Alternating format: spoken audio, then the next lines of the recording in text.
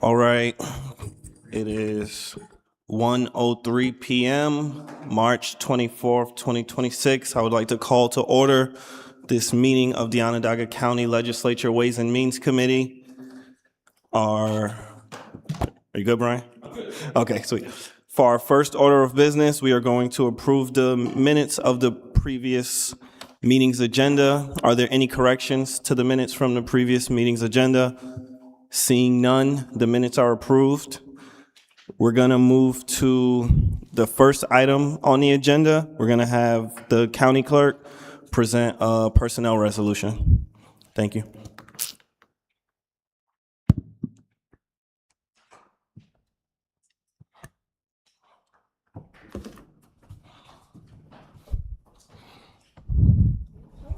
Hello?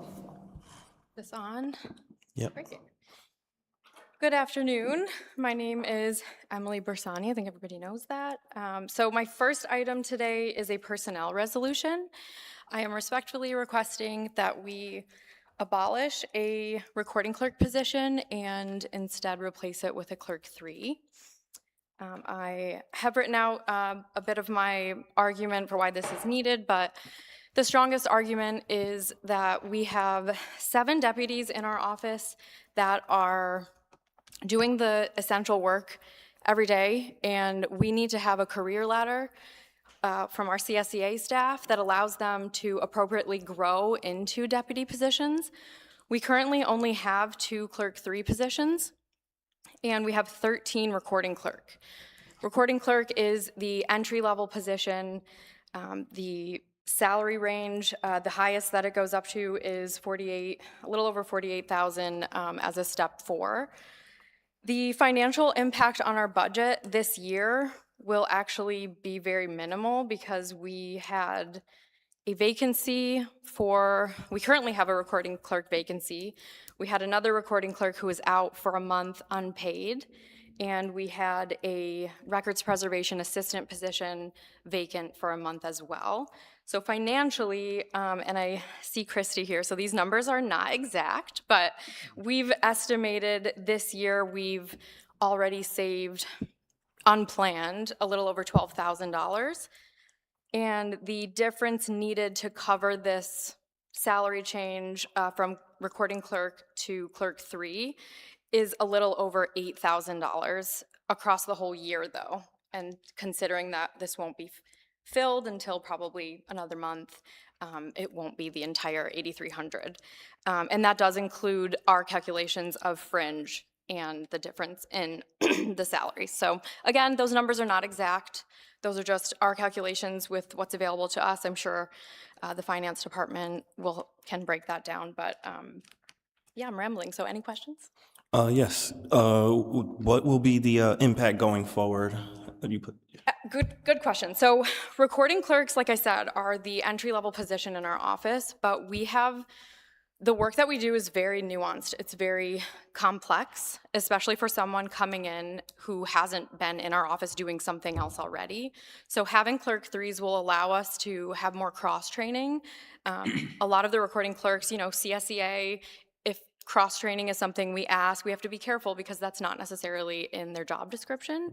So clerk 3 is a little bit more supervisory, and it is starting to prepare them to become a deputy. I have tried to hire deputies from outside of the office, and the learning curve is very steep. So we're realizing that it is the most beneficial to our office and the institutional knowledge to try to promote from within. We want people to have a long-term career with the county, and having these opportunities to grow and have a career ladder is really important for that. So we lose people to other departments. So recording clerks will often seek other higher clerk positions in other departments, and so I'm trying to retain my staff. Okay. What will the financial impact be going forward? So this year, yeah, we don't need any more funds. We have everything allocated in our budget, and we've already saved some money. Like I said, a little over $12,000 with vacancies that have already happened. So there won't be any financial impact this year. Next year, it's about an $8,300 increase Okay. from what our allocations are this year. Yeah. Thank you. Are there any questions? Leader Hernandez? Thank you, because it's important to feel like you have somewhere else to go when you're in a position, right? And that's why we don't retain people, because they leave. Absolutely. It's like, I'm here, I'm stuck. Right. 20 years, no. I don't know if you said this, but I just wanted to know, what was the salary for the clerk 3? Yes, the clerk 3 range from step 1 to step 4. So it's a grade 7, and the range is 49,805 to 54,842. And the clerk, recording clerk or clerk 2, those are the 2 entry levels.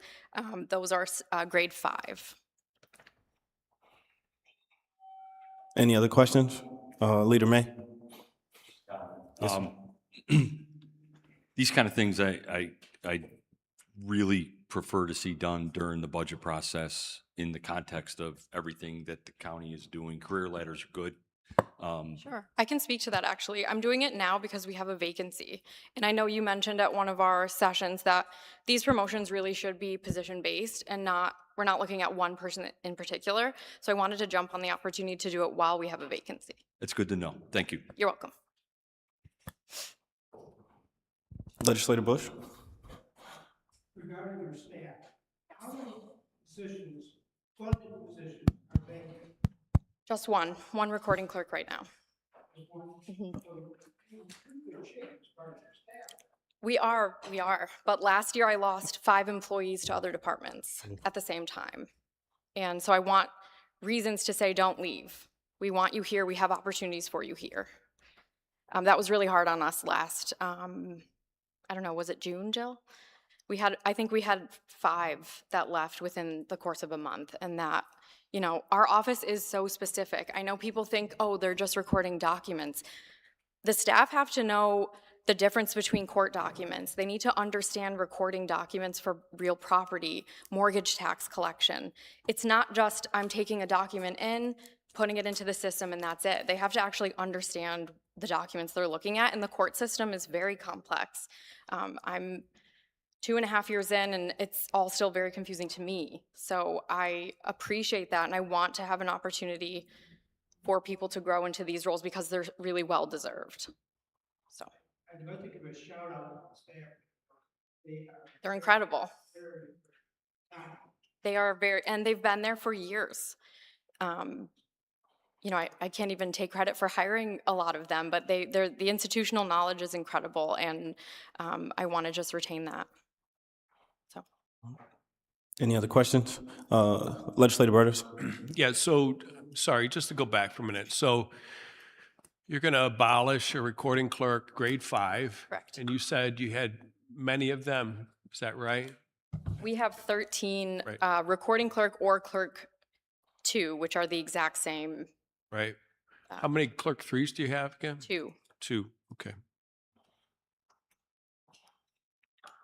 Okay, thank you. And there's no budget impact even because the savings and the ad, and I got it. Okay. Correct. So that's good. Any other questions? Seeing none, I'd like to entertain a motion. We have a motion on the floor. We have a second from Legislator Bush. All those in favor? All those opposed? All those abstain? The ayes have it. 4-2. Thanks. Item B. Thank you so much. My second item on the agenda is our annual reimbursement from New York State for the salaries tied to mortgage tax. So every year we have 5 positions that are reimbursed by New York State because we collect mortgage tax on behalf of the state, and for all of our hard work, they reimburse us. Okay. It's pretty straightforward. It's the same every year, but if anyone has specific questions, I can try to answer them. Okay. Are there any questions from the members of the Ways and Means Committee? No? Okay. Seeing none, I will entertain a motion. We have a motion on the floor. We have a second from Legislator Burtis. All those in favor? All those opposed? All those abstain? The ayes have it. Thank you so much, Clerk Bersani. Appreciate you. Good night. So next we will have, Carl is coming. Okay, with a personnel resolution. We'll have Carl Hummel. Director of Personnel. Hey, good afternoon. First item we have is a personnel resolution. It is another HELP program resolution. I know I spoke before this group previously explaining what the HELP program was. I won't go into detail unless there's any questions. We have a significant number of HELP positions that we are looking to create. This is primarily a result of hiring that's occurred over the past few months where we've had to put people into provisional positions. As people leave the county, we hire them into provisionals where we don't have HELP titles at that time. We bundle them together and come to you every few months to put them into HELP positions, move them into those titles, and at the end of the year, they move back into the equivalent competitive position. It's pretty self-explanatory. I'll entertain any questions. Legislator Brown. Legislator Romeo? Thank you. With the positions as they go away because they're cycled off, or excuse me, as the employee is put into the permanent position after the year, does that position also go away, or do we have to renew that position? As we get more information about when the HELP program is going to expire, rather than abolish them, come back and have to create them again, we leave them unfilled because the funding is one funding for two positions, essentially. Yeah. When we get some more clarity as to when the HELP program will end, we will come back over and abolish HELP programs en masse. Okay. Thank you. We'll go Leader May, and then we'll go to the Chairwoman Wise. Thank you.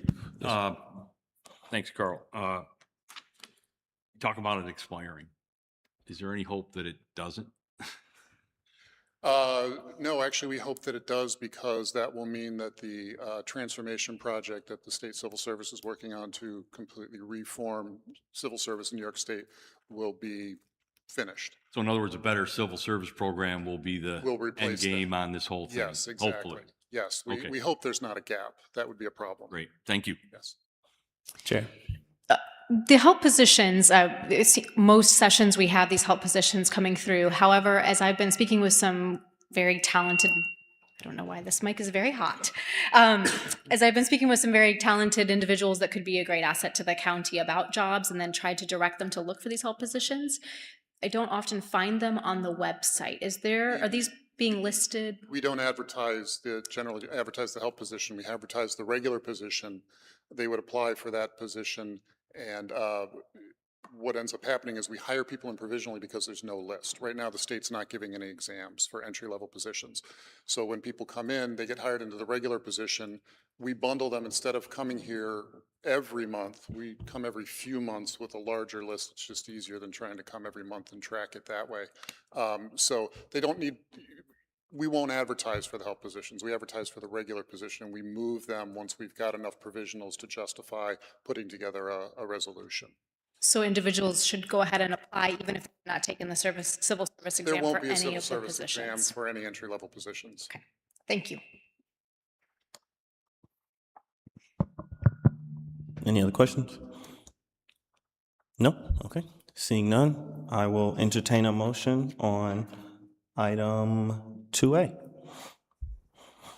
Leader Hernandez, do we have a second? Second. Legislator Burtis? Okay. All those in favor? All those opposed? All those abstain? The ayes have it. Okay. Will you be talking about 2B? Yes. Thank you. Second item, we have reached a tentative agreement with the Central and Northern New York Building Trades Council on a new contract. Contract will cover from January 1st of 2026 through December 31st of 2029, so a 4-year contract. Contract includes a wage market adjustment for electricians, plumbers, and steam fitters of $4 on base prior to annual increases, and a $1 adjustment for all other trades, that's carpenters, masons, painters, et cetera, to align them more with the market rates out for trades type positions in the general public. Each year, I believe it's a 4% wage increase on top of that for each year. We've added to this contract the paid time off, which we've spoken about before. It's PTO, 5 days of use it or lose it in the first year. We're working our way through all the contracts, adding that. Trades accepted that. And we've done some minor language revision to a few other provisions, but that's the bulk of it. Total cost for the 4 years is slightly under $2.5 million. Okay. Do we have any questions from the members of the Ways and Means Committee? No, I will just say it is very exciting when I see these come across, knowing that we got these contracts done, making sure that, our people are taken care of in this climate. I know these union negotiations are tough, so the fact that we got them done, I think is worth celebrating, in my opinion, at least. Leader Hernandez? Motion? Yeah. I just wanted to ask, clarify, did you say 5 days? The 5 days is use it or lose it? Okay. Yes, because during the first year, they're accruing towards their 11 days of vacation leave and their personal leave, which they will get at their 1-year anniversary. Rather than having to borrow, what we've started to do with all the contracts is provide for paid time off that 5 days they can use in their first year, so they don't have to borrow against their second year's allotment. But it expires at the end of the first year.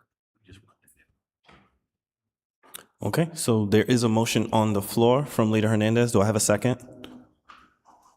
Wait a minute. Okay, Legislator Bush, sorry. All those in favor of item 2B? We have all those opposed? Are you in favor? You are in favor, okay, sorry. We gotta lock in now. You're fine. All those abstain? Okay, that's all ayes, nice. Item 2B passes, now we have item 2C. Okay, 2C, another contract settled, tentative agreement with the Onondaga Correction Captain Association. I spoke about this at Public Safety for you, those of you that were there. It is a 1-year contract covering 2025. The reason for the 1 year is to bring it in alignment with the larger captain's unit so that contract isn't chasing contract. When the next captains settle, we'll be able to bring this one up to speed right on its heels. So it's a 1-year contract, 3% increase for the year, increase to the officer of the day compensation from 2 hours of compensatory time to 3 hours for each week served, an equity stipend to keep the position properly spaced above the lieutenants in the CSEA correction unit, and to provide equity with the larger captain's unit, and a solo captain stipend, an increase to that from $300 to $400 per pay period. Right now, there's only 1 captain, so that captain will receive the solo stipend all the time, but there are 2 positions. If the sheriff determines he wants to fill the second position, it will be, if one is serving solo, if that happens to go back down to 1 again, the stipend goes back on. Those are all the terms of the agreement. Okay. Lost the page with the cost, I'm sorry. You're fine. We're tracking 9,100? Yep, 9,100. There Thank it is, you. I found it. No worries. Are there any questions from members of the committee? Nice. Thank you, Carl. You guys were really comprehensive about this at Public Safety, so you guys did answer the questions that I would have had. So with that being said, I will entertain a motion for item 2C. Anyone? Legislator Romeo? Oh, and we have a second from Leader Hernandez. All those in favor? All those opposed? All those abstain? The ayes have it. Thank you, Carl. Thank you. Appreciate you. Nice. Next, we'll have the Sheriff's Office presenting item 3A, which is a personnel resolution.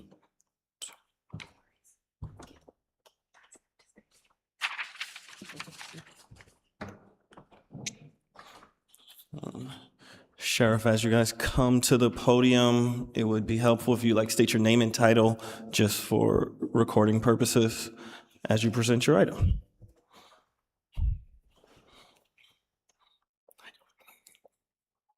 Good afternoon, I'm Chief Maurice, Chief of Administration for Sheriff Shelley.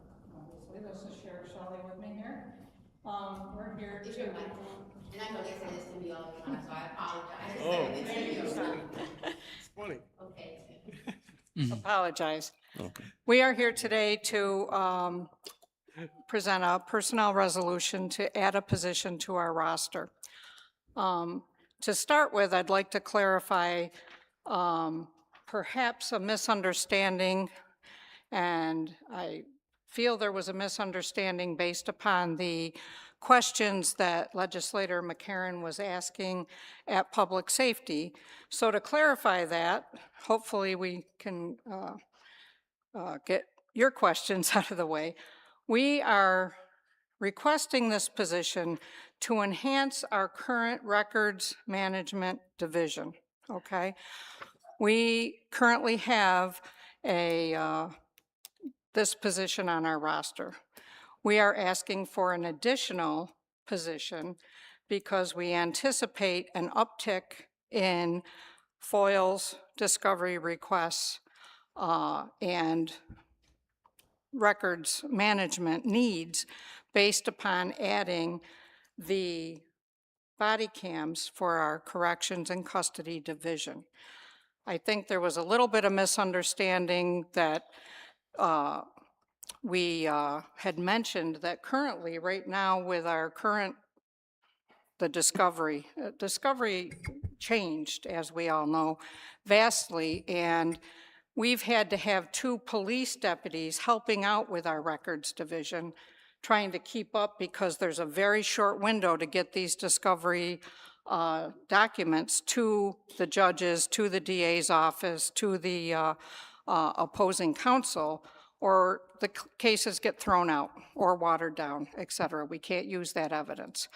So it's very, very imperative that we meet these demands very timely. So in anticipating the additional needs and knowing that we really need our deputies to do deputy work out on the street, because we all know there's a nationwide shortage of sworn peace and police officers everywhere. We are not immune to that. We have a shortage as well. So we try to be very conscious to keep peace and police officers in their lane and civilian employees in their lane.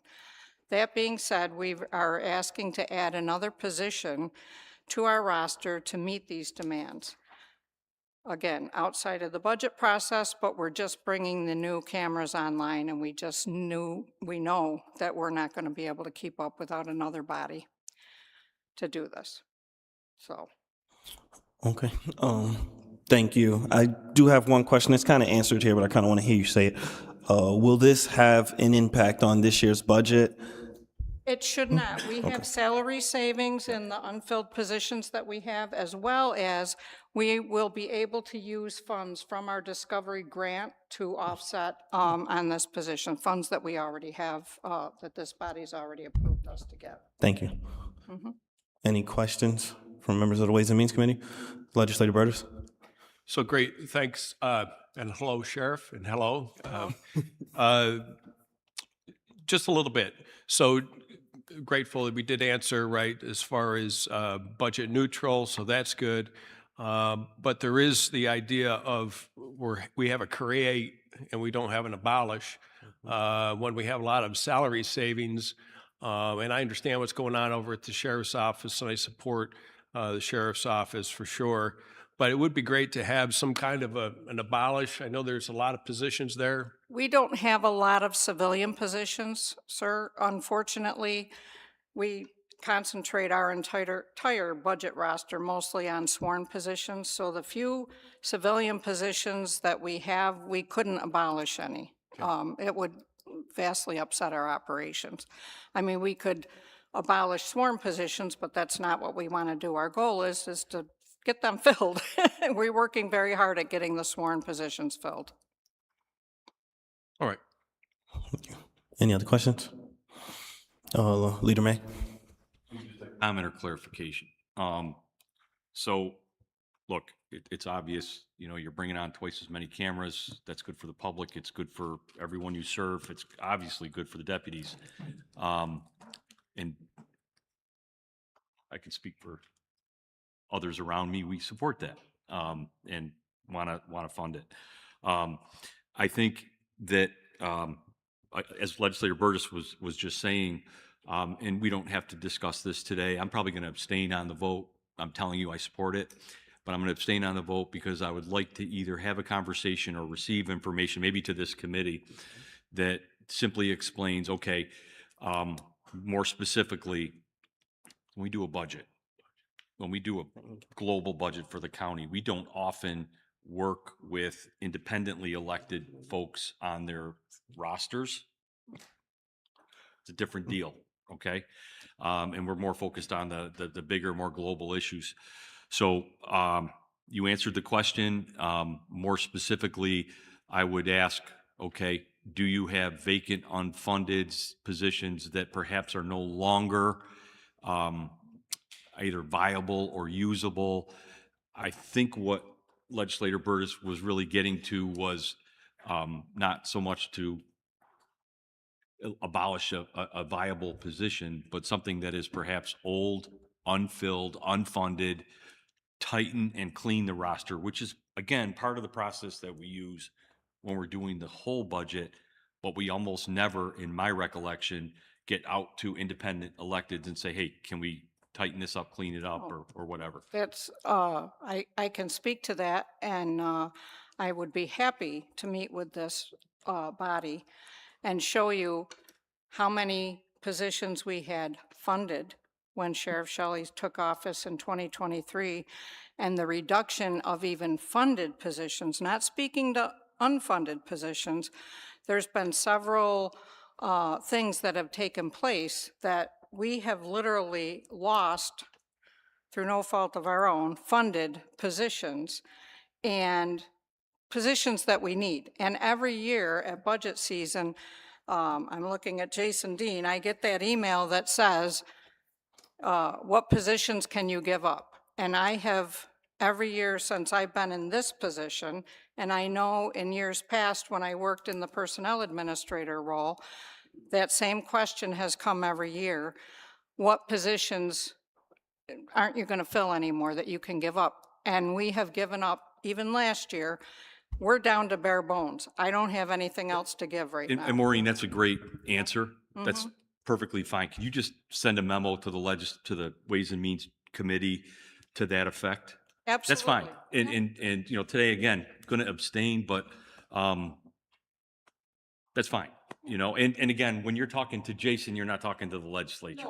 We don't have visibility to that because, again, we don't get out to Sheriff Shelley with those kinds of questions. We're really more focused on the whole county government. Yeah, the true cost savings is beyond our budget. For example, 2 years ago, Zell Stanley, there's an incident, made the newspaper, people are protesting, it was January of '24. And Ozell Stanley is suing this county, suing us. And that's going on in federal court because he's claiming his federal rights are violated. And had we had the body cameras in service then, his lawsuit wouldn't be an issue because we would have his side of the story on video. And because we're bringing these cameras in to prevent these lawsuits, which is ultimately going to save us money that we haven't realized yet because we haven't put them in, it's created this extra work of going through the cameras and redacting what has to be redacted and everything like that. We have 4 people working on redactions now. 2 of them are sworn members. We're trying to get those sworn members, we want those sworn members to do police work, what they're trained to do, not pull them aside, have to pay them overtime to do these redactions when people foil all this stuff. So I understand what you're saying. You'd like to see us, you know, do this swap, but the biggest savings is the savings in these lawsuits. I totally agree. And just for your assurance, since we kind of authorized the use of body cameras and have supported it along the way, we're all for it. I'm all for it. But I just want to dot an I here because I think it's important to do that. We don't have opportunities to do that. And again, I anticipate full support from our side on this, but I want to just kind of clear up that because again, we don't have these conversations. This is where we can have them, and it helps us have a lot more confidence in making We these don't decisions. have these positions you're talking about. Well, I'll be happy to. Actually, what I asked Maureen to do was just to give us a memo explaining what she just did here, that that you've lost positions, that you've undergone the process with the administration. These are things that we don't know because this is a separate branch of government, and I think it's a reasonable request. Oh, I'm happy to. Because again, we support what you're doing. Yeah. Yep. Thank you. No problem. If my 2 cents is anything, I do want to thank the Sheriff's Office for being proactive about this because, transparency costs. And we take transparency seriously, especially with this legislature. We've been prioritizing transparency, and it's great that this is a net neutral. But for me personally, even if it wasn't, I see it as an investment. Like you said, we're investing in what we know is coming. So I am thankful that you guys are proactive about this, and you guys have taken steps to, keep it budget neutral so that, we can make sure transparency is ensured. Legislator Denton. I just want to say thank you too to bring this forward. I think filling these roles with civic positions and keeping our officers available to do the work that they need to do is really, really important. So thank you very much. Anyone else? Okay, seeing none, I'll entertain a motion. We have Legislator Bush, and we have a second from Leader Hernandez. All those in favor? All those opposed? All those abstain? The ayes have it. Thank you so much, Sheriff. Next, we will have the Department of Finance. We have CFO Smiley coming to talk about item 4A, which is the approving and directing the correction of certain errors on tax bills. Thank you. Thank you. Good afternoon. So I have 2 resolutions for you today. The first one is tax corrections. You have 8 tax corrections for consideration. The one in the town of Clay is a cleanup fee. The Belmont Village Management is a cleanup fee that was incorrectly put on the wrong tax parcel. So the town of Clay is required correction there for that. In the town of DeWitt, the one in the town of DeWitt is related to assessed value of a newly constructed home. Afterwards, providing photos evidence the inside was not complete. The town has filed for a change in the assessment, which will ultimately impact the tax correction as well. The remaining 6 are sewer unit charges that needed corrections. I'm happy to answer any questions on any of them. My question is more just, this is 10,000 feet, not necessarily on this.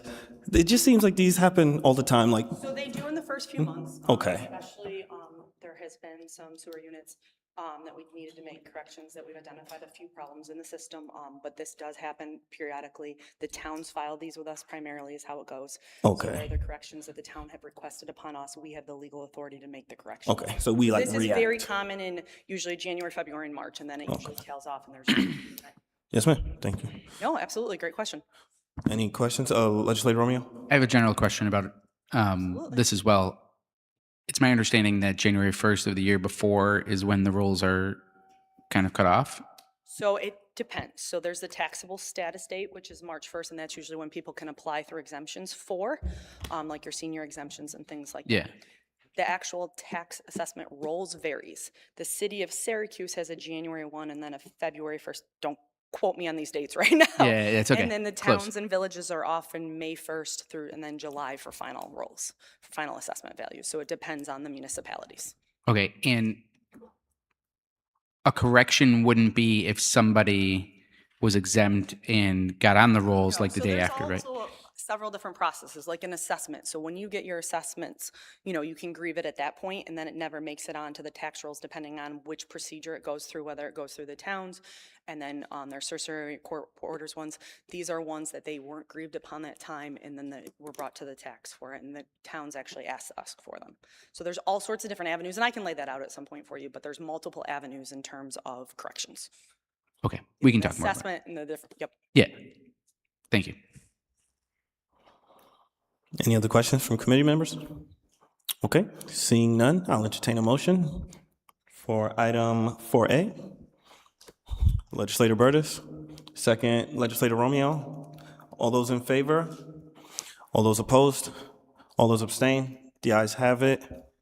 Thank you. Next, we have item 4B. Yep. You'll be talking about, nice. So this is a bond refunding resolution. I think it's probably good timing. We just talked last month about the debt service process, and one of it obviously is debt management. So we're continually working with our fiscal advisors, looking at the market to see how we can reduce debt service and provide savings to our taxpayers. So we look for roughly a 3% net present value savings to do any refunding. This one presents that opportunity. It's at about 3.9% in present value. It's about $4.2 million that this would save the county. On the backup that you guys have before you on page 3, it kind of lays out that. So not only this will not extend any debt service, it'll reduce total debt interest paid, and will provide a great savings over the next several years in our budget in terms of what needs to be budgeted to cover our debt service. So this is really a win-win.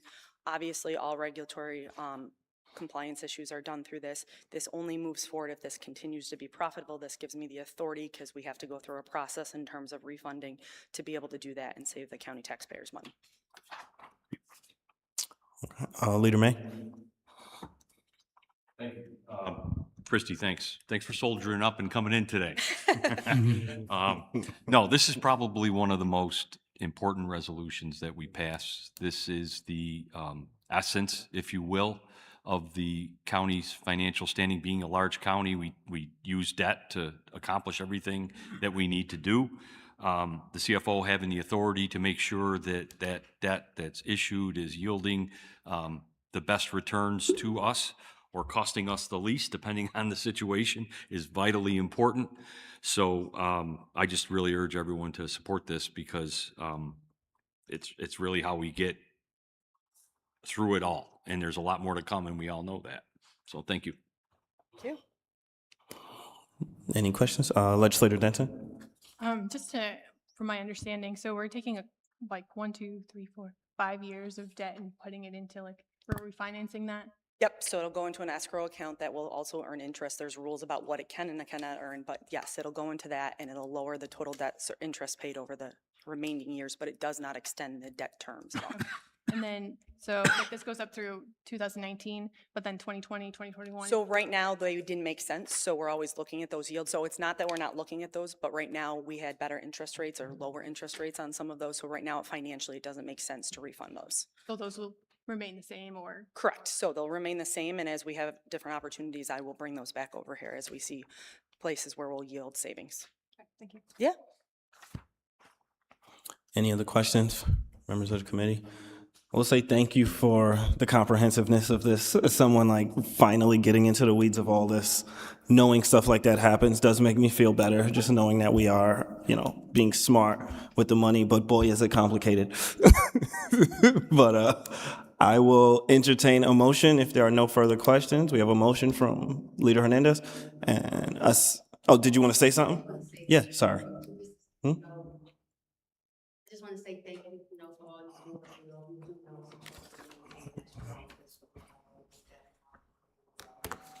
Absolutely.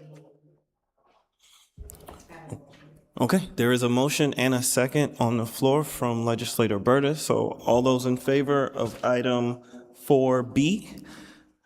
Okay, all those opposed? And then all abstain. Christy, can you wait 1 second? Oh, Sorry. okay, wait, hold. Chairman, if you don't mind. I just have a question for you for later on that's probably going to be for you, so I was going to ask while you're at the mic. For the ash tree management in terms of bonding, because this is a bonding question, how can we bond for something that's not such a fixed asset? I saw that it said last 5 years, but I don't understand how we get to that point. So it's depending on the value and their, let me go back on that one. There is a legality to it. Let me go back and get you that answer afterwards, okay? Okay, yeah. Just like I said, it's coming up, and I knew it would Nope, probably I be will more of a have question it for you. before we talk. Okay, thank you. Okay, next we have item 5, which is a transfer resolution from the land bank. Is anyone here to speak to that? Second. We have a motion and a second. All those in favor of item 5A, sorry. All opposed and all abstain. Thank you, Leader May. We did speak about this land bank resolution, and for the cameras, this was discussed pretty thoroughly at planning. But next we have item 6A, which is authorizing and establishing procedures for public hearings held by standing committees of the Onondaga County Legislature. And to speak to it, we will have Chairwoman Watts. Chair. Hello, everyone. Thank you, first of all, to Ryan and County Law for working with me on this issue.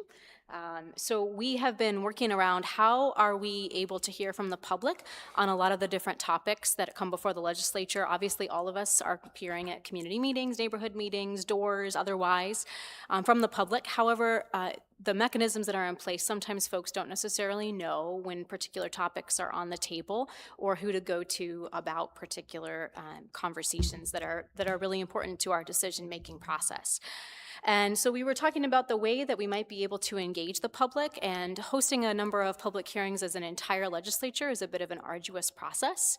And so we have worked together to instead write this resolution that is just for the rest of this year. So we're going to try this on for size here in 2026 to have a resolution that allows each committee to have up to 2 public hearings that they host on topics that are pertinent to that particular committee. So, Health and Human Services can have a public hearing that only requires a quorum of the Health and Human Services Committee. And so then in follow-up to that, though, there is a requirement written into the resolution that there's a report within 10 days to the entirety of the legislature regarding anything that came in from that public hearing. It can be in the form of minutes according to the resolution, but to ensure that the entire legislature, even if unable to attend, are able to get updated on what the public had to say on those topics. By passing this resolution, it pushes it to committees to be able to vote on these, so they will still be voted in the committee level. So each committee will review each of their own public hearings, and by majority vote, that will be the way that those will be able to be enacted. It will not, however, come to session for vote, so this would be only taking place at the committee level, and then the committee would host the public hearing that then would be followed up with minutes following that.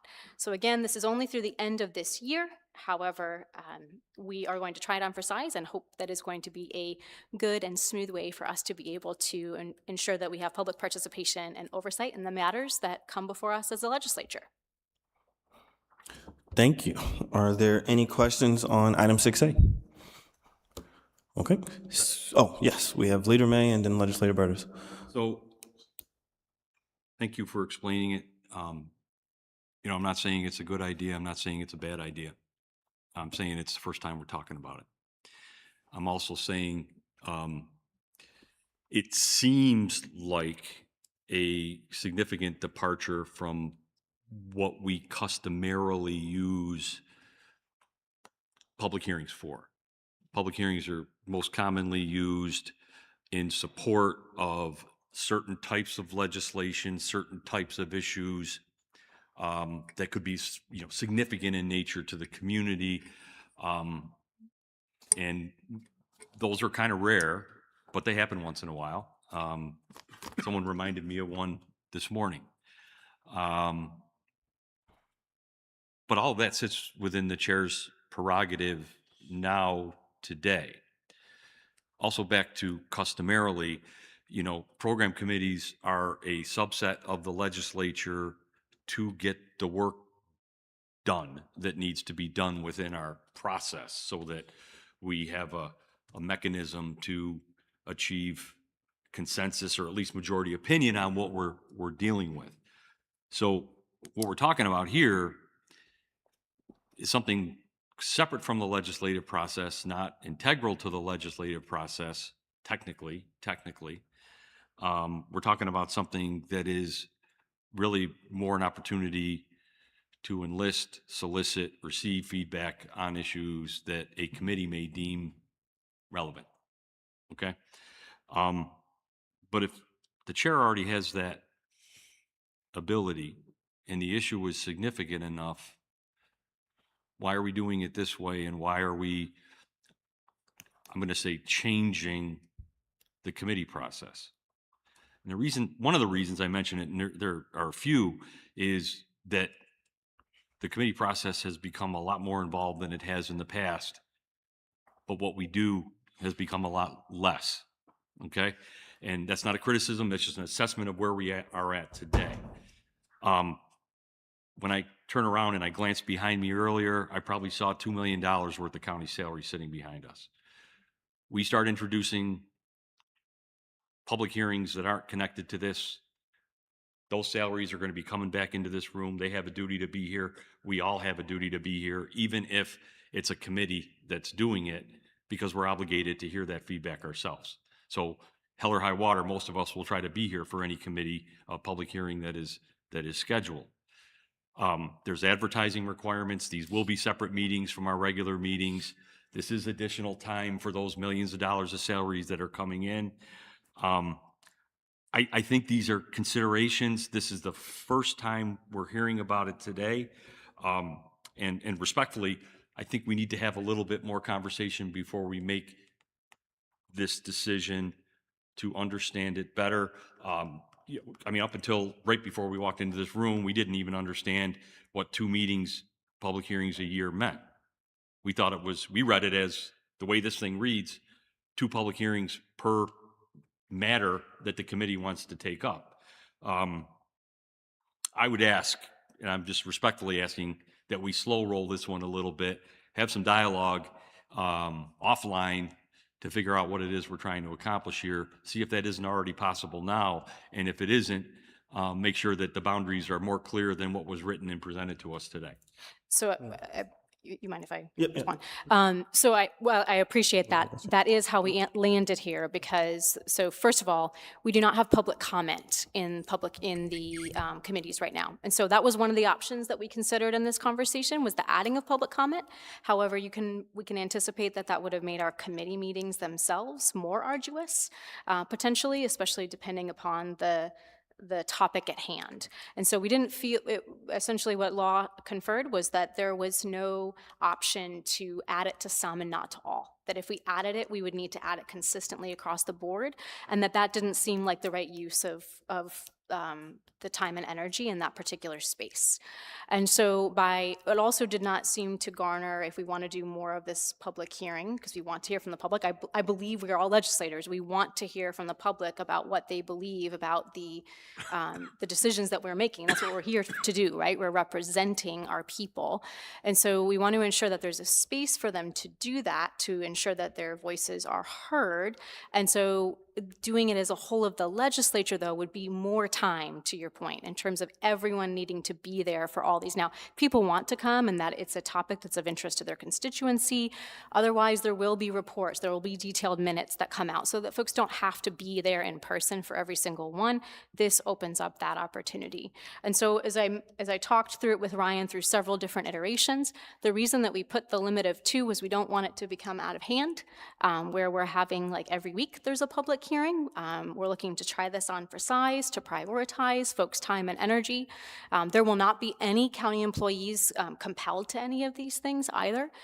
So because they're public hearings, just like they are now. Now, they, again, can come if they would like to. They will also receive those minutes. They will be publicly posted. But this is a way for us to ensure that the public knows when, where, and how they're able to have their voices heard on these important decisions that are being made. In terms of time to discuss it, we are fortunate that this is a 5-week month. And so we have a whole extra week in between now and session. There are some folks who already have public hearings that they are wanting to do, whether it's the entire legislature or committee level, standing waiting for the next legislative set.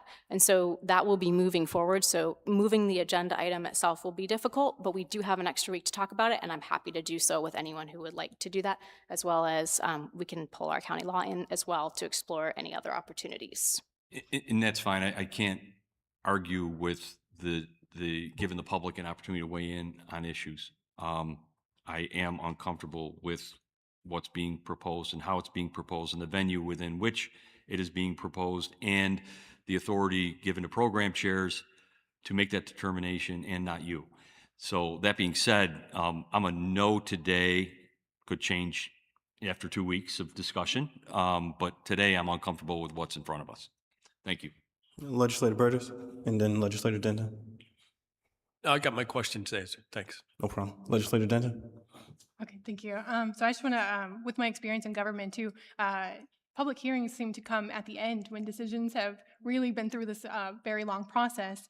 And I think using public hearings in this way to hear from the public on matters that committees are really discussing, I think is really important. And this is just giving tools to the committees to expand their purview so they can do more, right? We said the committees are where the work happens. And so I think this is a really great opportunity to try this and see if we can, again, have a government that, right, it's not just us making decisions, but we're hearing from the public, getting those feedback before we come to that conclusion. So I'm really excited to do this. Thank you very much. Yeah. Yeah, I will say I appreciate us being, this is another one that we're, proactive about. I remember a session earlier this year, maybe January, but, there was a debate on the floor about a public hearing because folks wanted to get heard. And, we were considering tabling and we were going to, mess up a whole timeline. So now that we're able to do this beforehand, we're able to be proactive about it and we can hear feedback from the public and we don't have to do it in such a rushed manner where we're, jeopardizing these $100 million projects. So I'm definitely in favor of this. I look forward to, using these 2 weeks to talk about it, but if there are, okay, we have Legislator Bush and then Legislator Burtis. I might have missed some of the details, but as far as a public hearing, it'll be called by the chair of the committee? No, it'll be called, that's a great clarifying question that I wanted. It'll be called, it has to be a vote. It'll go to vote at the committee level. Okay. So like, for example, here in Ways and Means, you all will take it to vote and a majority would have to vote to call the public hearing for it to be compelled. And we would define the topic of why we're having the public hearing. Now, once the public hearing is called, it'll be advertised.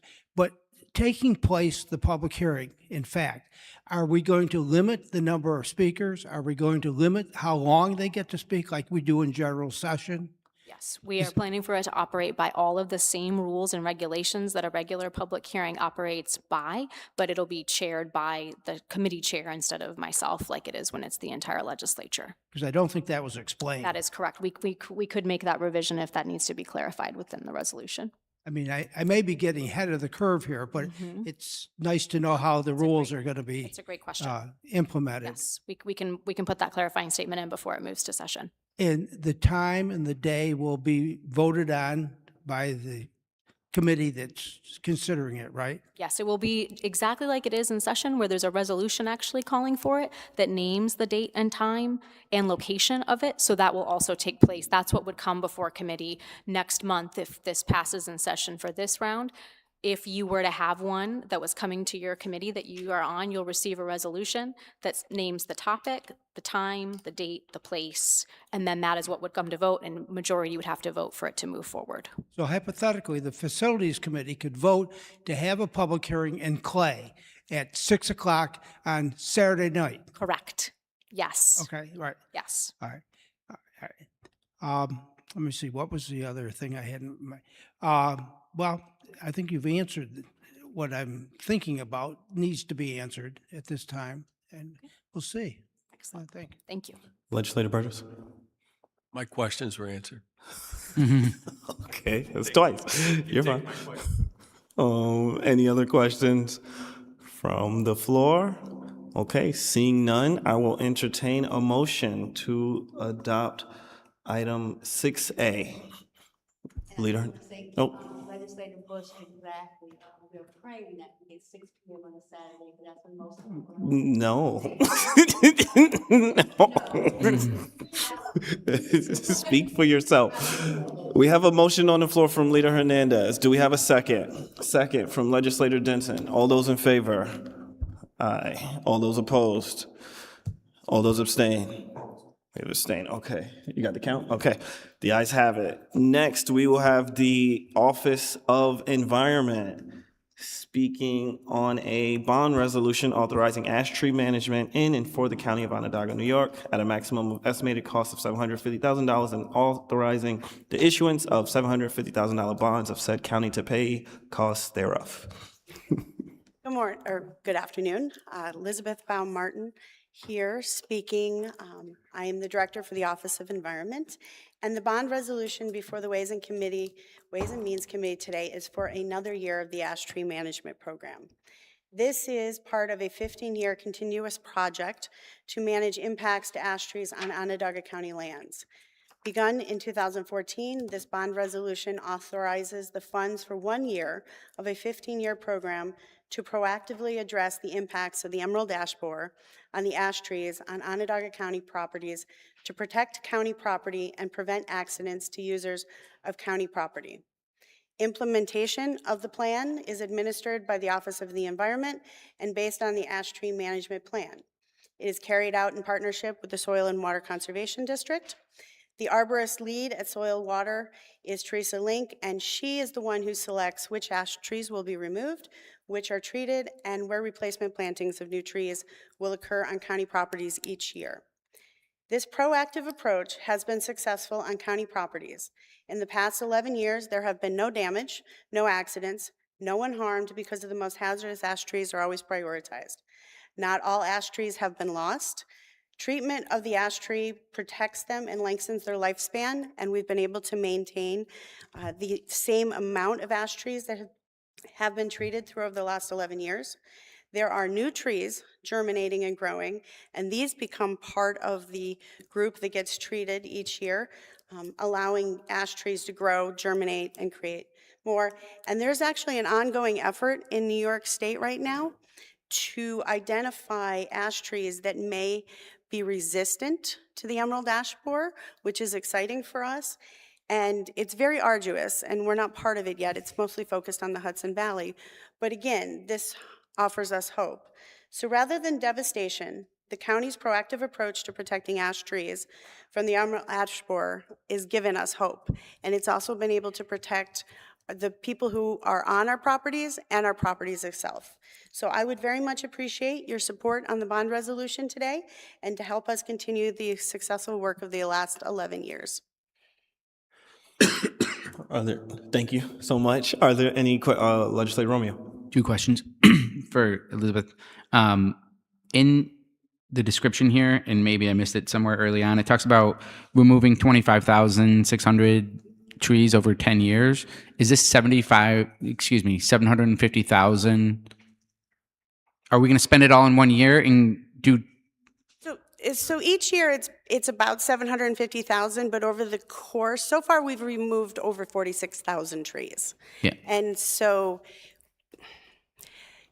we're taking out 95% of the trees, and we're doing it in a way that proactively goes after the ones that are most hazardous, because what happens once they're infected by the emerald ash borer and beyond saving is they shred. And that's where they become a hazard and they become dangerous. We don't want any of that falling, hitting anyone. And March is a really good month to be thinking about this because we get the crazy windstorms. So as those ash trees break up, they become dangerous, as we've seen in other parts of the state, as we've seen in the county. So right now we're at a little over 46,000 trees, working to, over the 15 years, identify 5% that we can save, plant, but remove pretty much everything, because we have not, and maybe there's going to be a chance, we haven't identified anything that is resistant in this county, or at least on county lands. Okay, I'll ask the question a little bit differently, so hopefully I don't sound redundant. I'm trying to find out what the $750,000 is getting us, because the numbers that I can see right here covers over 10 years, and the 750 is for 1 year. So, yeah. So what happens is once you pass this resolution, then it goes into the program funds, and that goes towards, the bulk of the money goes towards the actual removal of the trees, right? So there's a series to this. So first, the arborist, Teresa Link, over at the Soil Water Conservation District, she goes out and she tags everything that's going to come down this year based on a site assessment, because we did inventory all the trees. And so then we move into the phase of treatment, so late summer, and that's also part of the 750,000. And then the final, when the snow comes and it's cold, that's when and it takes multiple operations, goes out and they remove the trees. So there's really the 3 aspects of it. Plus, there is that small component of the 750,000 that is used to plant trees on county properties. So if you've been to Janesville Beach lately, there along the trail, you'll see some sizable trees that were planted. That would have been part of that. Oh, thank you. And then just with more specific numbers here, so if this says 25,600 trees over 10 years, I can assume about 2,500 a year that we're taking down? I can get you that, but I don't exactly know. That's part of the report, and I just don't have it off the top of my head. That's okay. And then, because I also want to get into the replacement. So this says replacement of 3,270, but it doesn't give a time frame. There's a 22,000-ish number tree difference there. Are we replacing I don't know, 12% of what we're taking down? Or are there other funds supplementing the replacement of the other 22,000? I don't know if you're looking at the same number, so I apologize for using numbers that you may not be looking at, but No, but I think, so what has been taken down, what's been treated, and what is being replaced are all numbers that we have, so I can definitely get you those. But to your question of, is there other supplemental money? Yes, the Soil Water Conservation District goes after other money to also help with the tree plantings. So yes, it's a 750,000 plus the additional money that has brought us to the point we're at as far as tree planting goes. okay. And is our overall tree planting roughly a 12% replacement rate, or are we closer? Are we higher, like a 50%? Are we able to get to a significantly higher number with the extra funding, or? We're actually getting to the point that we have replaced all the trees that we said we were going to replace in the plan. I mean, that doesn't mean there aren't other tree plantings going on, but specifically to this program. And that has been through a combination of the 750,000 that we get from the bonds each year, plus outside state money for planting. Okay. Usually state money. Yeah. Yeah, understood. And then, Christy, my question is your question about the bonding. So I knew it was a 5-year PPU, but I just wanted to go back. So the reason that it's considered capital, I want to make sure I was not misspeaking, is because it's more systematic, holistic approach, and it's just not the regular maintenance or taking down a tree here or there or treating a tree here and there. So as this 15-year plan that considers both, obviously, removal, treatment, and replacement, it's considered a capital project, and obviously each one of those types, whether it's replacement, treatment, or removal, has different PPUs. So it's brought down to a useful life of 5-year PPU. Okay, so all of those, I don't know what a PPU is. I'm sorry. Useful probable life. So it's Okay, okay, got it. obviously replacing a tree much longer, taking it down, those type of things. So that's how it's blended in at the lower end of that. Okay, Well, understood. Thank you. yeah, no problem. Leader May. Hands down, one of the more painful topics ever addressed by this body in the history of this body. But I do have a question.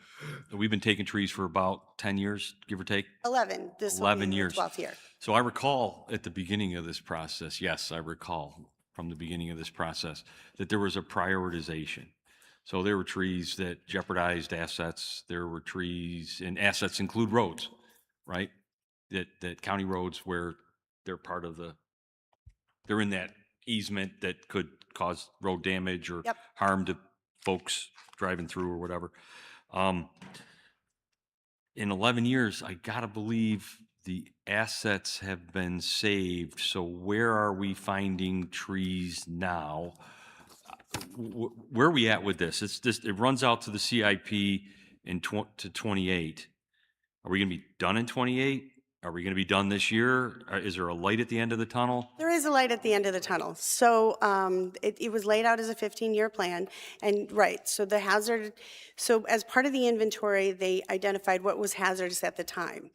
As part of that annual going out and tagging trees, there is both a focus towards townships, right? So there was also a prioritization based on towns, which towns should be prioritized. Part of that had to do with where county lands were, state of the trees, where the emerald ash borer was at the time.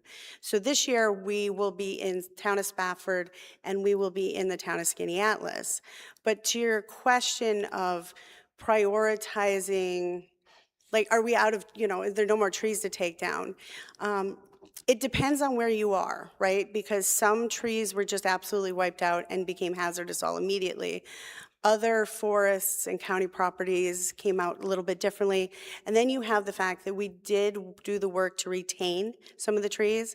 So what has also happened as we treated trees in order to keep ash trees viable, new trees have grown up, and so now we're treating those, but we're in a position where we have to take down the ash trees that we had been treating. So it is dynamic, but that is one of the things that Teresa does when she goes out, is she takes a look at where we inventoried everything, makes an assessment, and then reprioritizes based on hazard. Maybe a better question would be, or a follow-up question would be, is part of what's happening here targeting the ash borer itself? by doing tree removal, or are we just gonna kill the trees so the food for the ash borer is gone and that's history? Yeah, I mean, the best thing we can do right now, or the most hope, is that we find those emerald ash resistant trees, because the emerald ash borer it just comes in. So there's nothing that the county can do, there's nothing the state can do. It's part of our system now. And then the last question is, of the 750,000 for 26, how much of that is toward inoculation at this point? And is it working? So it is working. Can I come back to you on the actual breakdown? Because that would, I don't have the number. The bulk of the money does go to the tree removals, right?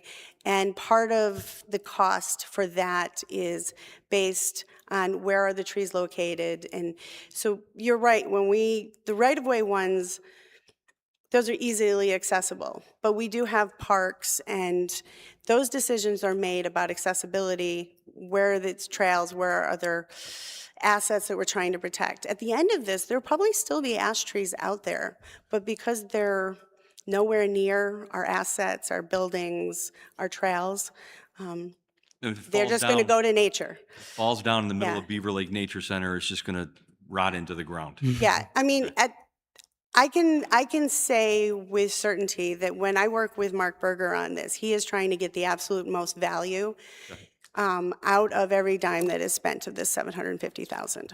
Thank you. Sorry, everybody. Legislator Burtis. Yeah, I'm with you. I don't want to delay it too much, but yeah, I've been Emerald Ash Borer the whole time I've been here. It's been a long time. And exciting conversations, Legislator Romeo, you should have been here for it. We had the Emerald Ash Borer here in little tubes and all kinds of things, and it was unbelievable. I guess the point here is off of Leader May's points, is that so the inventory was done in 2012 and 2000 it ended in 2014, right? And he beat me to it again, right? So are we almost there? And I guess your line of thinking is similar to mine. Well, we'll see. We'll see if we're there, because the inventory was done at a certain time. These ash trees, as we probably all well know, grow like weeds, grow very quickly. And anyway, the point is to the legislators that may not have been here for the full presentation a long time ago, is that yes, cutting trees is very expensive, and that's what we have before us, and I'm supportive of it, but it's been quite a bit. So I'm sorry I wasn't here for it. yes, well, It was awesome. Been here. Lucky you. Any other questions on item 7A? Wow, okay. Leader. I was gonna offer a motion. Okay. Try it out for size. I'm looking at the attorney. I offer to move 7A through 8F, given 8A and through F have also been run through committees, voted on, and kicking around for 2 months as a single vote. I don't know if that's possible or not. I'm just throwing it out there. Okay, I am going to decline that. I'm pretty sure I can do that as chair, right? I don't have to recognize the motion. I want to do 7A separately. That's just get it over with, and then we'll cross the 8 Throwing it out bridge. there, that's all. I appreciate that. Thank you, because this meeting is getting long. And so let's get through 7. So item 7A, do we have a motion? I will entertain a motion for item 7A. We have Legislator Romeo. Do we have a second? We have Legislator Denton. Okay, all those in favor of item 7A? Aye, all opposed, and all abstained. Okay, the ayes have it. Thank you so much. Okay, because this meeting is getting long, I actually would like to take a short 5-minute recess to stretch my legs. We will be returning at 2:17 p.m. exactly. So Leader Hernandez, can I get a motion for a short recess? Yes, I motion that we have a short recess until 2:17. Thank you. Can I get a second?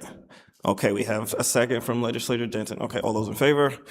Aye, all those opposed. Okay, I will see you guys in 5 minutes. Thank you.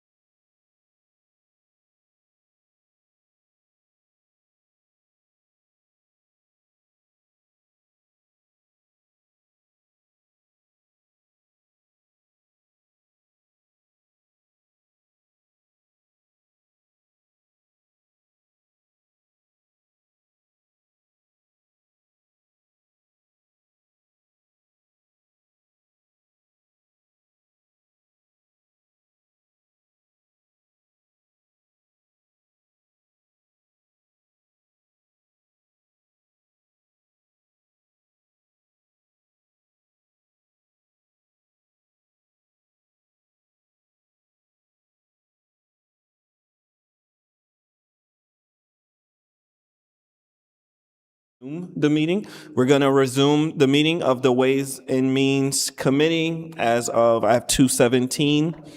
So next we are going to consider item 8A. However, we would like to consider items 8A through F as a block. Is there anyone in opposition to doing that? Okay, so what I would also like to do, are there any questions? If there are any questions on any of the items for 8A through F, please get those questions in at once. And presenter, I'll just ask that you give like a brief synopsis with the assumption that we all saw the facilities meeting last month where we discussed these at length. Sure. Thank you. Good. So my name is Dan Mulvihill. I'm an admin officer in finance, and Thank I you. oversee the capital program. I am not Archie, but I will be in his place today. So there are 6 bond resolutions for your consideration today regarding facilities management. These were all in the CIP last year. I can go through some of them briefly here. First one is $1,450,000 for facilities various. This is an annual request for facilities. Typically, it's a baseline amount of $500,000 plus anything that's more specific or has a more specific dollar amount need. That amount includes $750,000 for the baseline improvements, primarily at the downtown complex. It also includes $700,000 for a 1.5 megawatt emergency backup generator as requested by multiple departments. I can answer any questions on that, or I can, if you'd like Nope. to keep going. Item B, yep, All thank right. you. Item B, district heating and cooling plant upgrades, $500,000. $700,000 was previously authorized for this project. DH&C is the steam plant just across the street.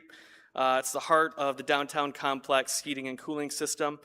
The $500,000 request that you're seeing today is primarily to fund the purchase installation of a 14,000 gallon above ground fuel oil station for alternative fuel sourcing and heating of the water that goes through all these buildings. Thank you. Item C, New York State Courts rehab. So you'll see the funding source here is state aid, but we are asking for a bond resolution to jumpstart the budget authorization and create the project under the capital fund. It's primarily items requested by New York State Courts. We're talking furnishings, restroom renovations, lighting, fixtures, anything beyond general maintenance that's under the scope of facilities as the overseer of the facilities for it. And we anticipate 1 year after expenses a claim, and then the state reimburses us for any expenses. So it's a net zero local dollars. This is just an authorization to jumpstart the work. Nice. Next item, exterior lighting upgrades.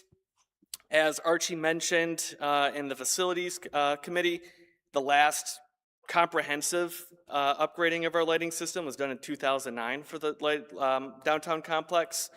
Timeline's going to vary on this by vendor and fixture type. After this authorization, if it goes through, we'll engage with a consultant and start getting to work on that. We anticipate no more than $500,000 for the expenses, and we will only issue bonds, as is the case with all these, with whatever we actually spent. Okay. Next item, on-center rehabilitation. This is similar to the facilities various. It covers anything that's above the, above the $250,000 request for on-center. Includes the 3 Civic Center theaters, the Convention Center, and the War Memorial. There was a lot of work done with addition of meeting rooms, rewiring the entire facility. This work is to continue that. On the agenda, we're seeing some need for potential replacement or upgrades to the elevator system and the Convention Center garage that was noted, as well as any additional work on electrical pumps, HVAC, doors, locks, signage, design engineering, and occasional emergency repair for anything like sewer pipes, water, et cetera, as needed. That is also $750,000 baseline. That's about how much we spent in 2025 as well. We were looking at about $700,000 last year. Okay. Last item I have here, building hazards remediation. So this is exactly like it sounds. It's going to be an annual request over at least over the next 6 years, starting this year to work on testing, investigations of our buildings. Look for any concerning items. This primarily came up because whenever we do renovations and rehab work in our facilities, Sometimes, we can find old sealants or coatings with asbestos or anything petroleum-based or other hazardous materials, and it can slow, delay the process of rehab or make it more expensive. So this is less reactive, more proactive, working and identifying and remediating any issues that we find. Okay, I have two quick questions. One on D, item D, you mentioned the downtown facility lighting. Are there any other facilities noted, or it's just that one building? I believe it's primarily just the downtown complex. So this facility, everything around here, public safety building, courthouse, I believe the Carnegie Library is also included in there, just Nice. upgrading fixtures, any incandescent bulbs on the roof, replacing those with LED. Sweet. And then my second question is honest, kind of the same question with F. You mentioned as they come up, but are there any buildings that we're worried about this in particular, or this is just more so that we have it, the remediation of hazardous materials? Just primarily remediation. I was not aware of any specifics or any current existing liabilities or concerns. It's more of a proactive approach. Thank you. Any other questions from members of the Ways and Means Committee? No, okay. Okay, seeing none, I will entertain a motion for items A through F to be considered at once. Legislator Romeo, second. Leader Hernandez, okay. All those in favor? Aye. All those opposed? All those abstain? Thank you so much, Dan. Nice, so items A through F pass. Next, we have Parks. We will have Commissioner Kelly coming to speak about items 9A through F.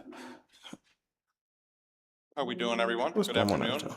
Joe? If it's all right with you, I'll go over the two projects that we're looking for bonding on first. Items A, B, C, and D. Those are just seekers that are pertaining to some of the projects that are in the Parks Various that I'm going to go over right now. Okay. So it's part of that, and then all right. So the two projects we're here for today. The first project we are seeking bonding on is our Parks Various Improvements Project. This project aims to systematically replace aging and obsolete infrastructure across various parks facilities, including equipment, building systems, and site elements. Work on this project includes upgrades to outdated buildings, resurfacing of parking lots, upgrades to playgrounds, as well as ongoing repairs to roads and trails to improve safety and condition. This is easily our most important yearly CIP ask. The project not only allows us to do much needed preventative maintenance in our parks, but also gives us the ability to handle emergencies that come up throughout the year. So this project is really our preventative maintenance account, allows us to fix things in real time when there's an emergency, and certainly goes towards infrastructure and park maintenance. So with this project in 26, we intend to seek legislative authorization for $3,460,000. What we plan on doing with that money is at Beaver Lake Nature Center, we're going to pave 2 rows of overflow lot. We're going to get an engineering design to reconfigure our visitor center, restrooms, and classrooms. And our gift shop has roof and ceiling repairs that are much at Highland Forest, we're going to replace a roof on our sawmill. At Jamesville Beach, we want to install a splash pad. We'd like to relocate our volleyball courts. And we'd like to hire an engineer to do some research on some blue-green mitigation in the Jamesville Reservoir. As you're probably aware, we have to close that beach down often, hence the splash pad in this project as well. At Pratt's Falls, we'd like to re-roof Camp Brockway. At NBT Stadium, we have lots of concrete repair and replacement to do. At Onondaga Lake Park, we're going to construct a new parking lot at Willow Bay. We did the redesign this year in engineering this year. Next year we'll go for construction. That is going to allow us to park more cars and solve a lot of drainage issues that we have out there in that area. And in the Southern District at Highland Forest, Pratt's Falls, and Jamesville Beach, we got to do some land surveys. I think we've lost some of our boundaries. Some of the neighbors are encroaching a little bit, especially out at Highland Forest, so we need to get some surveys done there. And then we have our park-wide emergency repairs in there. That is a line we put in there. That's specific really to our lodges. You know, we have the Skyline Lodge at Highland Forest. We have Camp Brockway at Pratt's Falls. Folks are getting married in there. Folks are paying a lot of money to have events in there. That line there allows us to pivot and fix things in real time again. So that is the first project that we're seeking bonding on. Do you want me to just talk about the second one, and then, or do you want to go through questions on that one first? Let's do this one first, and just because I point of clarification, and then I do have a question. But the seekers, items A through D, pertain to Bond E. Pertaining to, yeah, that is correct. Okay, just Yep. making sure, because you Yep. mentioned volleyball Yep. court thing. Those seekers are, Yep. you know, and yeah, Dan They can are. probably explain a little bit better if you need some Yeah. details on that. Yep, yep. Those relate to that. Yep. Thank you. You mentioned this is annual, like this is you know, the maintenance. What did we do last year with this? I'm just curious. Like, Same thing. Last year, we would have come in, and I think our ask was probably in the $4 or $5 million range. Mhm. Same thing. We fixed roofs at certain facilities. We fixed trails at certain did we facilities. spend the whole 4.5? Like, that? did we spend all of the money last Oh, year yeah, like we went through? absolutely, we did. good. Yeah, That's Mark good. does a good job. Mark, the coach is back there, handles our CIP stuff. We've done a good job in moving forward with all those. Yep. Nice. And Thank this is really preventative maintenance and infrastructure. You know, we're only as good as our infrastructure, so we try to get these done pretty quick. I love preventative maintenance. Yep. Okay, so let's talk about item F, because it's kind of convoluted the way we did it, so let's just finish it this way. That's okay, So sure. the second bond. No worries at all. This project here, we would like to hire an architect and an engineering firm, design a new hatchery building at Carpenter's Brook Fish Hatchery. The existing buildings at Carpenter's Brook are inefficient and deteriorating to the point of near failure. To improve efficiency, reduce risk, and increase the overall desirability of the park, a unified building will house all operations currently done by the existing structures. In addition, the existing restroom facility receive a renovation. The hatchery, diet room, oil storage, and office will be in one building. The project also includes necessary repairs and upgrades to related fish rearing facilities. Just so everybody's aware, this building, or these buildings, are the originals since the 1930s. The goal here, as I said, is to combine everything into one building, modernize it, modernize our fish rearing, but also introduce an educational component to this project as well, to Carpenter's Brook. So a big portion of this engineering will be, you know, the DC will weigh in, and green is always going to be important in a project like this, especially at Carpenter's Brook. Great, thank you. Yeah. Any other questions from legislators? Okay. Seeing none? All right. So I think just for process, it's probably easier if we go line by line. Ryan, I'm gonna look to you. Okay. So can we take items A through D as a block since they're all seeker requests? And under 9A through D, they're all seeker requests, and then we'll do the bond item separately. So first, I will entertain a motion for items 9A through 9D, various seeker requests. Leader? Nice. We have a motion from Leader Hernandez. Do I have a second? Second from Legislator Romeo. Okay. All those in favor? Aye. All those opposed? All those abstain? Okay. Now we will move to item E, which is the bond resolution for various parks. Is there a motion? Legislator Romeo, is there a second? Legislator Denton, all those in favor? Aye. All those opposed? All those abstain? Nice. And then we'll do item 9F, which is a bond resolution authorizing improvements to Carpenter's Brook Fish Hatchery. We will have a motion from Legislator Romeo, second from Legislator Denton. All those in favor? Aye. All those opposed? All those abstain? The ayes have it. Thank you so much, Commissioner. Okay, the moment we've all been waiting for, item 10. I'm grown to like appreciate these board updates because it means the meeting's about to end. So next we'll have Chairwoman Watts with a discussion of corresponding outside boards and commissions. Chairwoman. Hello again, everyone. So we are looking to appoint all of the vacant positions for all boards and commissions that the legislature is entrusted with by next legislative set, as well as be prepared for the forthcoming ones. And so again, as a reminder, the way that we are doing this is we are collecting resumes and or names and contact information. So as a legislator, here are the things that I am asking of you to do to be prepared for next month's review. If you have anyone in mind or you think you have a reach on social media or otherwise to get the word out, we have an online form that is available now for folks to be able to share their interest and upload their resumes. You'll be receiving that in an email from me today or tomorrow. If you can share that on any platform so that we can cast the net as wide as possible to get the right folks involved and interested in this. Second, if you have someone that you would like to encourage us that we talk to, whether you've talked to them or not, you can feel free to just share their information, their name and contact information with me. I'm happy to reach out to them. If you've already had a discussion with them, please also mention that. And then we will be discussing each of the different, all of the boards and commissions, again, have been matched with a committee, and you will be discussing here at Ways and Means, the ones that have been matched with Ways and Means next month that have current vacancies, of which there are several. So I encourage you again to just look through what those are in the back. There's a lot of nuances in them that we are continuing to learn about in terms of who can be on what committee. So if you have any questions as well, our Deputy Clerk, Spencer Berg, is the one who's probably the most knowledgeable, and or former Chair Tim Burtis, as well as myself. The three of us and our clerk Casino, probably between the four of us, should be able to answer any of those questions. And when all else fails, we ask our attorney. So we will continue to work together to try to get these positions filled. So we're asking that you get that in the next couple of weeks so that we can take a look at them and then bring those resumes forward to be able to be considered at the next Ways and Means Committee meeting. Thank you. Are there any questions? Okay, thank you, Chairwoman Watts. So that concludes our agenda. So I will ask for a motion to adjourn. Leader Hernandez. We have Legislator Burtis, and we have a second from Leader Hernandez. All those in favor? All those opposed? All those abstain? Thank you. We are adjourned at 2:34 p.m. Thank you, everyone.